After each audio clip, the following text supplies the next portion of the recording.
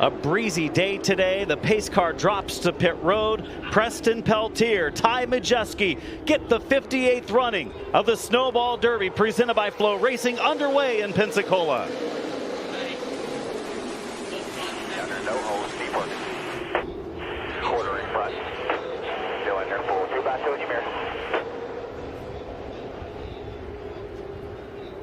Peltier is going to get the drive off of turn 4 to lead lap number 1. It's going to be Majeski second, Finch up to third after Hudson Bolger had a bit of a slide in 3 and 4 in the opening go around. Top 2 clear by themselves in front of the pack. We had some surprises among our top 10 in qualifying a couple of nights ago. It will be interesting to see how those cars stay in the top 10 or if they start to fade after some laps. Big contact. Spencer Davis, the 96. Michael Atwell in the 3. They continue on. And that's Jace Hansen on the inside in the 08 trying to get by. Gilliland washes up a little bit wide behind him in the 98 car, losing a spot to Hayden Plybon in the 55. And Dylan Fetcho in the 89 was very vocal about his thoughts on the racing conditions. Should this event have happened yesterday, he's certainly happy that we're running at midday on a Monday. He's running just inside, or just outside of the top 10 as Davis is back inside of Atwell. Via some of the radio chatter that some drivers are reporting there might be some fluid on the racetrack coming from another car. Officials are trying to keep their eyes out to see if they notice anything abnormal as Majeski looks for the lead in 3. To the bottom of turn 4, his car rotating on the inside lane so well, was all over the 48 of Peltier, and a new leader in turn number 1. It's the Menards iRacing 91 of Ty Majeski. The cars, we got trouble turn 1. Got a car around in the first corner, and that is going to draw the first caution of the race. Honeycutt, the 21, has some issues. We're on board Caden Honeycutt, last year's winner of the Snowball Derby. Here's a look down into turn 1. Honeycutt to the inside. There's the contact. Honeycutt with a semi-spin himself with that broadside slide. Yeah, he peeked to the inside. That's a case where Bolger's trying to protect the bottom. Driver looks to the inside. Another look at it here. Bolger comes down. The 2 make contact. Bolger thinking maybe he was going to be able to stay ahead of the 21, keep him at bay, and for Honeycutt, he sees the opening, says it's time to go. Here's a look at what happened to draw the first caution. On board with defending Derby champion Caden Honeycutt inside of Bolger. There's the contact. That's a late entry into turn 1. It's tough to make that decision. He saw it. He had a run on the 17, did Honeycutt. For Bolger, just maybe didn't know he was going to dive in like that. 255 laps to go next time by, this time by. Majeski, a great restart. Spencer Davis looked like he was going to come under attack from Jake Finch. He passed Finch for the second spot a while ago, but coming off of a Truck Series championship a year ago, and the field is slowed for a problem on the front stretch just off of turn 4. Bolger involved again. Damage to the front end of his car. Pulling away is Casey Roderick as well. Yellow for the second time at lap 52. Majeski again strong on the restart. Spencer Davis stays with him this time, in fact peeking to the inside. Under the last couple of green flag runs, we've seen Majeski still much quicker than Davis and the rest of the field. We'll see if he's able to separate himself again, and the way that car exits turn 4 and already pulling away. Front stretch, Carson Brown goes around, collects Plybon in the 55. There was contact, and that's big damage to the 81, ripping the roof up. The back end smashed in, and Brown pulling away with heavy damage that's going to end his day early. And the caution was out prior for an incident with one of the Rhett Jones cars in turn number 2. This is down the front stretch, and it was Butcher who got into the 81 car. What a job by Hayden Plybon. That was close. You know, Butcher was peeking to the inside of the 81, and I know the yellow was coming out. He got to the inside, and it was like right there, but everybody's still at speed is what is crazy. You know, Carson Brown mentioned that we were under yellow coming out of like 4, but everybody was still at speed, and they had just started to maybe get the word that the yellow was out. Back underway, Spencer Davis leads us to the restart with Preston Peltier to the outside. Jace Hansen with a bit of a bobble through the speedy dry. Look at Peltier charge up the outside to try to get back to the lead. Pole sitter Preston Peltier out front after fading back in deeper into the top 5 a little earlier in this race. May have been saving a little bit early for the longer runs. Cole Butcher's up to 3rd. Davis running 2nd, and Jace Hansen running where he finished a year ago. 4th spot right now for the 08. And Hayden Plybon, who almost saw his race come to a dramatic end after Carson Brown spun right across the nose in the 55, trying to get past Dawson Sutton, who's in the 26 on the bottom with the hard charger so far. Cole Raz riding right behind Dawson Sutton's car off 2. Cole Raz started this race in 29. And Gilliland's not done. He's down to the inside of Nassi to pick up that spot. Really starting to see some of the differentiations from the cars that put tires on and those which stayed out. Adam, that point you made, if this race stays green, this running order may get shuffled in a big way because some of the cars that have newer rubber, they're ripping it.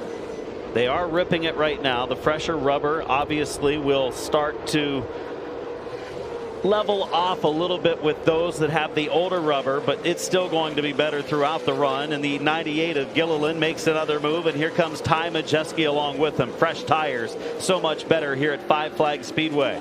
Gilliland now to the inside of Hansen to try to move up to 3rd, and Majeski's going to follow him through.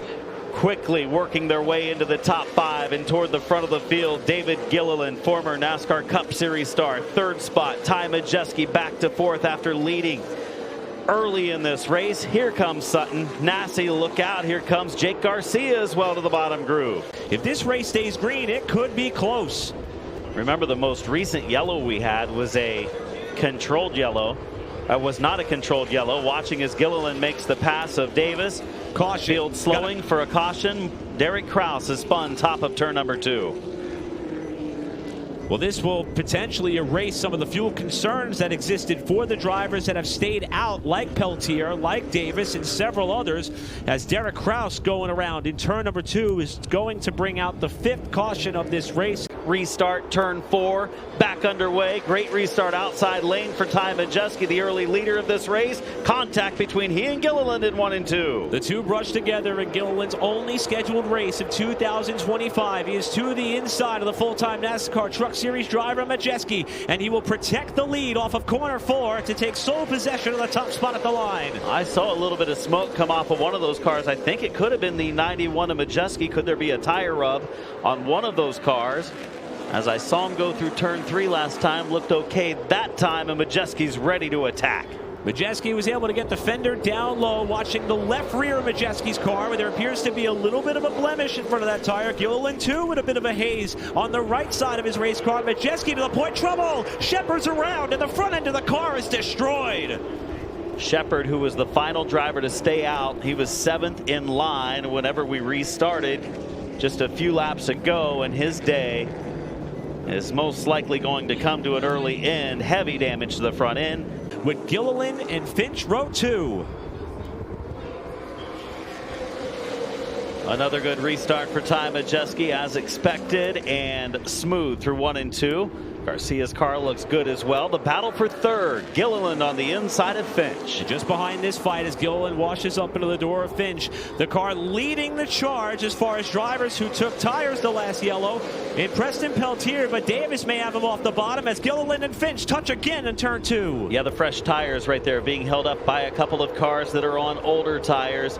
Davis, Peltier, up the track they go. Gilliland racing hard. The bottom line opens up, and here comes Spencer Davis looking for a 2-for-1. Davis did not want to wait any longer. Now he gets Gilliland off the bottom. Into the left rear quarter panel of Finch off turn 2. Davis on a charge inside of Finch to move up to 3rd with Nassi following him through. Nassi starting 32nd today. He's up inside of the top 5 as he moves up that way right now. Finch holding the 4th position last time by the line. Nassi takes it away. Here comes Butcher as well after some adjustments to his 28. Oh, Ty Majeski gets us up to speed. Raz spins the tires. He's able to get up wide with Michelle to the middle.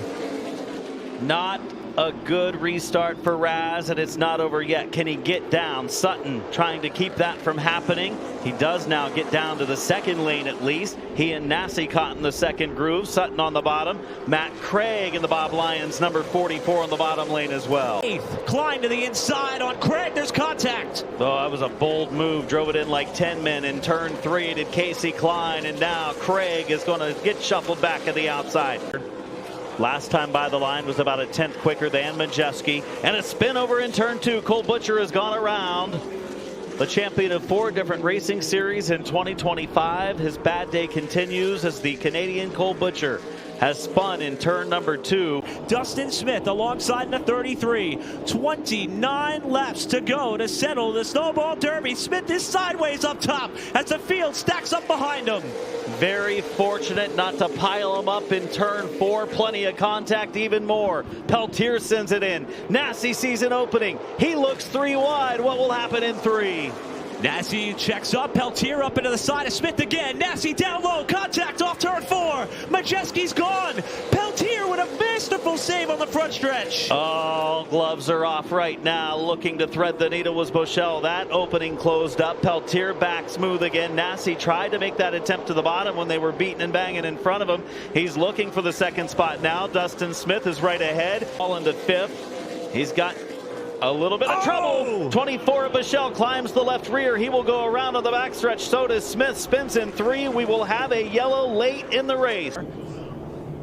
Smith trying to perhaps reassume his position or to express some displeasure with Gavin Bushell. And that may have immediately cut down the left front tire on the 24 car. Yeah, it's definitely flat on the left front.